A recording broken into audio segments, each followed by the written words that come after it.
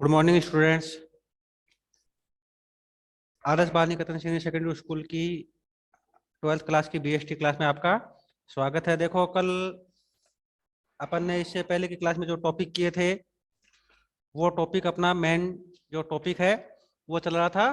पूंजी बाजार का, कि पूंजी बाजार क्या होता है, क्या इसके कार्य, इसके घटक, इसकी विशेषता, इसके प्रकार, इसको स्थापित करने के उद्देश्य आदि जितने भी टॉपिक थे उनका अपन ने इसमें अध्ययन कर लिया था। आज अपन अपना नया टॉपिक जो शुरू करेंगे उससे पहले अपन देख लें कि कल अपन ने स्टॉक एक्सचेंज के बारे में पढ़ा था, यानी शेयर मार्केट, यानी स्टॉक मार्केट के बारे में पढ़ा था कि स्टॉक मार्केट होते क्या है, किस प्रकार ये कार्य करते हैं, वर्तमान में भारत में कितने जो स्टॉक मार्केट हैं वो कार्य कर रहे हैं, आदि जितने भी बिंदु थे उन बिंदुओं का अपन ने अध्ययन कर लिया था। और साथ ही अपन ने SEBI, security exchange board of India, भारतीय प्रतिभूति और विनिमय बोर्ड, जिसे सेबी के नाम से जाना जाता है, इसकी स्थापना,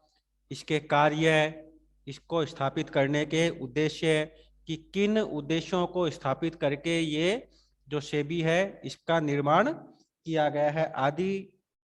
टॉपिक अपन ने कर लिए थे। आज हम अपना नया टॉपिक इसमें शुरू करेंगे कि भारत के जो प्रमुख शेयर बाजार हैं, कि एट प्रेजेंट टाइम भारत में जितने भी प्रमुख शेयर बाजार काम कर रहे हैं वो कौन कौन से हैं, और उन शेयर बाजारों के द्वारा भारत में क्या क्या काम किए जाते हैं, किस रूप में वो अपने कार्यों को पूरा करते हैं, आदि जितने भी टॉपिक हैं वो टॉपिक अपन आज इस टॉपिक में अपना पूरा करेंगे। इसी क्रम में अपना जो पहला भारत का जो शेयर बाजार है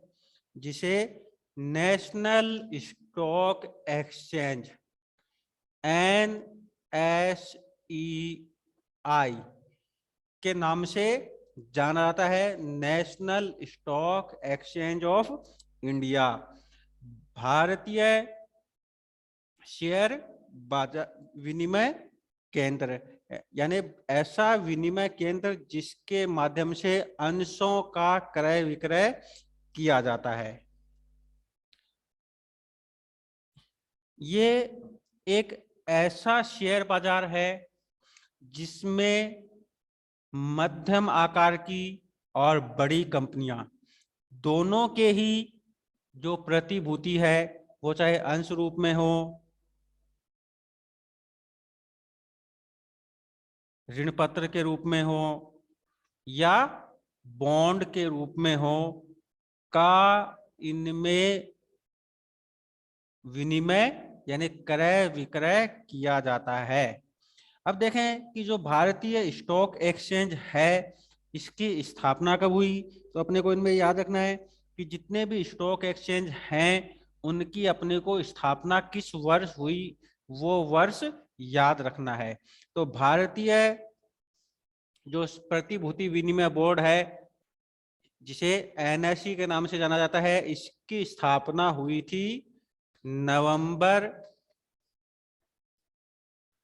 1992 में इसको स्थापित किया गया।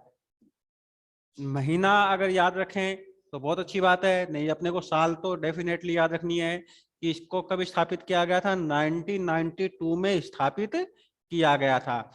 अगर अपने से पूछे क्वेश्चन में कि नेशनल स्टॉक एक्सचेंज इंडिया की स्थापना कब की गई, अगर आपको याद है कि हाँ नवंबर में ही की गई थी तो आप नवंबर लिखें, यदि आपको महीने में कंफ्यूज है तो आप सिर्फ साल लिखेंगे कि 1992 में इसको स्थापित किया गया था। अब किस रूप में किया गया था वो याद रखना कि इसे एक पब्लिक कंपनी के रूप में स्थापित किया गया था, यानी ऐसी कंपनी जो जनता के लिए, जनता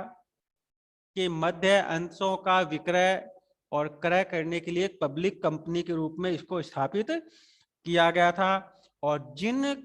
फर्मों के साथ इसको टाइप किया गया, यानी जो इसके सहायक अंगों के रूप में फर्में काम करेंगी, कि किन किन को एक साथ मिला के इसका जो निर्माण है उस प्रक्रिया को पूरा किया गया था, तो उसमें से सबसे पहला नाम है IDBI,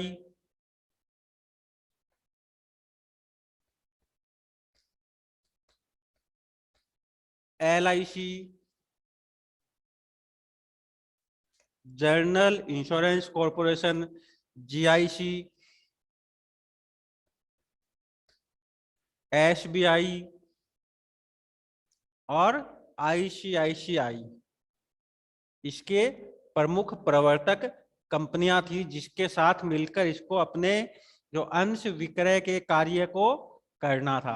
तो इसमें अपने को मेन चीज यही याद रखनी है कि सबसे पहले इसकी स्थापना कब हुई, नवंबर 1922 की स्थापना की गई। किस रूप में की गई, पब्लिक लिमिटेड कंपनी के रूप में इसको स्थापित किया गया। और इसके सहायक कंपनियां यानी वो कंपनियां जो इसके साथ मिलकर इस कार्य को पूरा करते हैं वो कौन कौन से थे, तो वो सारे हैं IDBI है, SBI है, ICICI बैंक है, LIC है और GIC आदि जो प्रमुख कंपनियां हैं उन्होंने इसके साथ सामूहिक रूप से अंश यानी प्रतिभूति क्रय विक्रय के कार्य को प्रारंभ किया और वर्तमान में भी इसी के साथ ही ये एक सामूहिक संगठन के रूप में अंशों के क्रय विक्रय का कार्य कर रही हैं। अब इसकी प्रकृति या इसकी विशेषताएं कि जो सेबी NSEI है इसमें कौन कौन सी विशेषताएं पाई जाती है या क्या इसके प्रमुख गुण हैं जिनके लिए इसको स्थापित किया गया। तो अगला अपना इसमें टॉपिक आता है NSEI भारतीय प्रतिभूति विनिमय बोर्ड की जो विशेषताएं हैं। इसमें पहली है ये एक मॉडल एक्सचेंज के रूप में काम कर रही है। अब मॉडल एक्सचेंज